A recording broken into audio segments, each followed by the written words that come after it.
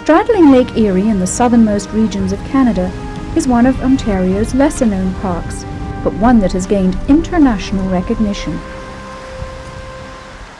Long Point Provincial Park is Ontario Park's fourth oldest provincial park. It became a park back in 1921 after Algonquin, Quetico, Rondeau. We're a recreation class provincial park, which means that one of our primary objectives is to provide recreational opportunities for visitors who come to the provincial park. We have two main types of campsites here, grass-covered campsites and sandy sites. You'll notice that none of the campsites in the park is further than a 5-minute walk away from the beach, which makes it rather unique. You can have a shady, sandy site or a grassy, wide-open site and be very, very close to the beach.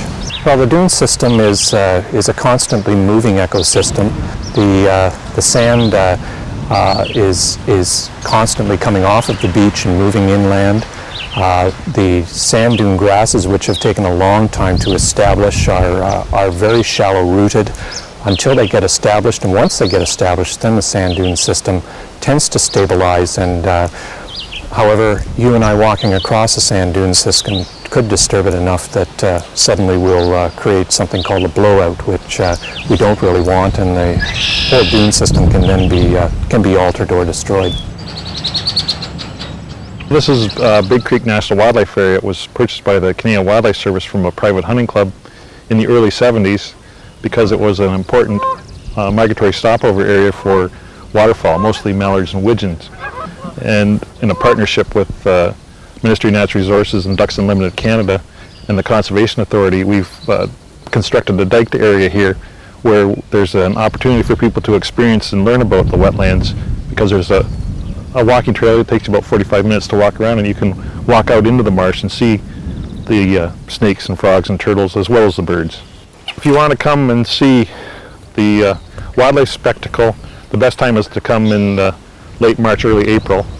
If you want to take in a little more of the subtleties of the marsh in terms of turtles and snakes and frogs and things, then middle of May to June is good. And then in the fall it's not quite as spectacular usually with the waterfowl, but late September, early October can be quite nice a time. You can see the monarch butterflies migrating at that time as well.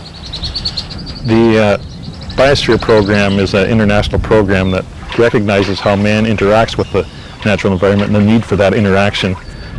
The Biosphere program is not trying to limit people in their opportunities, but it's trying to make sure that the environment doesn't suffer unduly because of their activities.